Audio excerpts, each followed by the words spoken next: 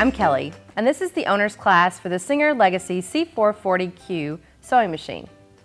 Today we're going to go through a couple of the basic things to get you started sewing, like how to thread your machine and how to select a stitch.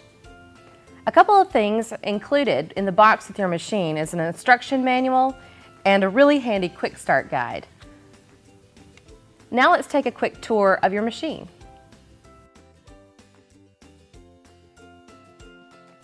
To the right of your machine are two ports. One is for your power cord and the other is for your foot control.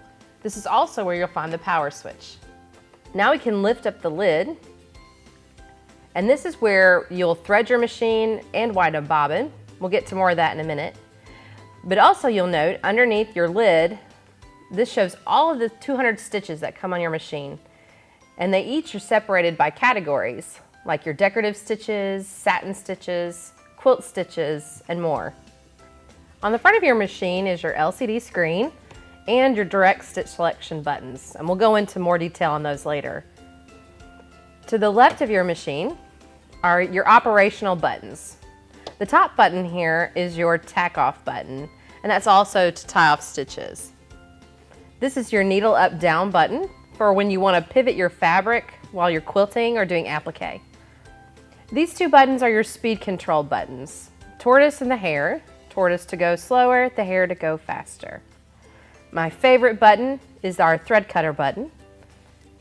This is your reverse button, and finally this is your start stop button when you want to sew without using your foot control. Under here is your presser foot lifter. This raises and lowers your presser foot. Whenever we're threading, we want to keep this in the up position, and then whenever we go to sew, we'll lower it. Also under here is your automatic needle threader, which threads your thread through the eye of your needle. This is the removable storage compartment. So when we take this off, this shows you your free arm. And this is great for when you want to hem a pair of pants or sew the cuff on your shirt, because your fabric can move underneath.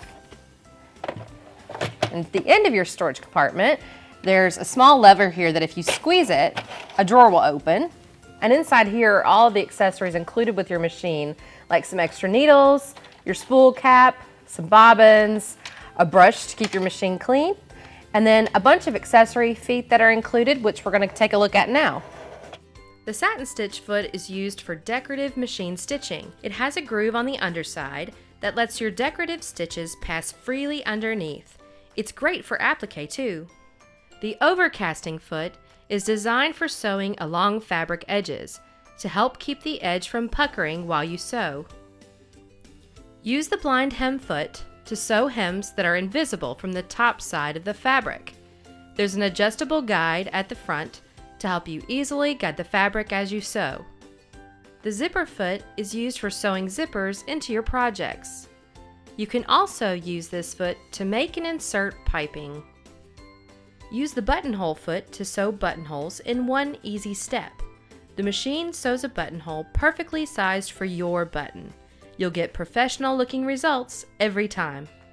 The patchwork foot is used for sewing perfect 1/4 inch seams. Though typically used for quilting, it's also useful for sewing projects that have small seam allowances. Sew buttons on your projects with the button sewing foot.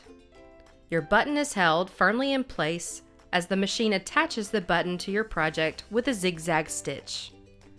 The open toe foot has a wide opening at the front, providing a clear view of your sewing area in front of the needle. This is super helpful when attaching ribbons and trims. The darning and embroidery foot is used for free motion stitching, like stipple quilting, free motion monogramming, and much, much more. The even feed foot helps you sew fabric layers to keep them from shifting, such as when quilting. It's also great for sewing napped fabrics like velvet or corduroy, which tend to shift when sewing.